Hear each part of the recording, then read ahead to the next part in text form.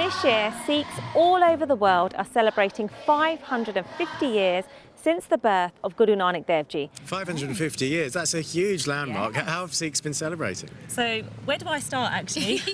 When I tell guys that I'm divorced, they lose interest. How would you feel if one of your children married a divorcee? Feel sad. Why? Why would you feel sad? Because his life is ruined, innit? So there's nothing written in the Sikh scripture. So why do divorced people feel judged? This is something that has come from the South Asian culture. What can religious leaders like yourself do more to be able to remove that stigma? Because I feel it. Well, Min Kaur made the film, and as you can see, she's here now. Thanks for coming in, Min. So this was similar to your own experience, wasn't it? It was indeed. You know that thought of when you're looking to leave that marriage and that you're going to have this big label, the D word, of damaged goods and being divorced. I had that. If there was one bit of news throughout the whole of this that lightened the load, it was Captain Tom Moore's humble march. It shone a light on so many different people doing their bit to make a difference.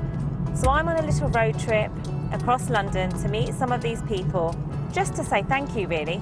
Gabriel walks up to 30 laps of his garden every single day. You know, I just can't get over it. What an inspiration. I hope I'm as fit as that at 100. Why is charity important to you? Love and kindness and giving is at the heart of Judaism. This is my 73-year-old dad, Rajinder, who's raised thousands of pounds for NHS charities by skipping. So the idea for the skipping Sikh was born. Look at you just going for it. I can't even do 5. Does he wake you up at 3 o'clock in the morning? No, this is the thing. He tries to be really quiet in the house because he doesn't want to wake anybody up. And he never, ever tells anyone that he gets up that early in the morning. He doesn't like to tell anyone. It's me who's been the driver to say, get out there, motivate and inspire everyone, because we need positive stories and we definitely need smiles on our faces at this time. The new Mr. Motivator, I think, the Sikh thing. The problem for Anita is that she is a Sikh and the man she wants to marry is not. Why did you decide to no longer allow interfaith marriage in the Gurdwaras? The Sikh wedding ceremony is always conducted between two Sikhs. So if it's always been disallowed, then why has it been going on for decades and decades before? But the people I spoke to outside one of the UK's biggest Gurdwaras in West London were divided on the matter.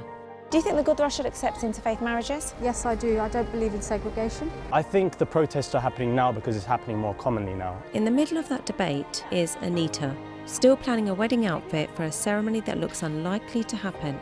It's not just Anita and Kabir who have found themselves in this situation. It's something that I've come across on many occasions. London's Olympia and Europe's largest Asian wedding show is in full swing.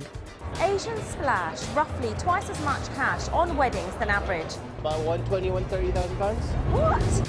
But it's not as if we are twice as rich as anyone else. The question I want to ask, and I hope I don't get thrown out for this, are we losing the plot when tying the knot? Male workers were often forbidden from having beards or long hair, and you had to conform if you wanted to keep your job. This was also a time when thousands of Sikhs came to the UK to help fill labour shortages. One man, Darsam Singh Sandhu, decided to make a stand against the bus bosses. When was it that you first realised that you had to cut your hair to find work? Soon I came to England in 1962. There was hardly any person wearing turban. It is very, very hurtful at the time. Day before his threat was going, it was announced that the people can wear turban. Wow, so that was the turning point then, Yes. at that point. Yeah. Just how seeing you, that's exactly how it's touched so many other people's lives. So you know what, can I just say, on behalf of the channel, it's amazing what you've done. So Auntie Ji, for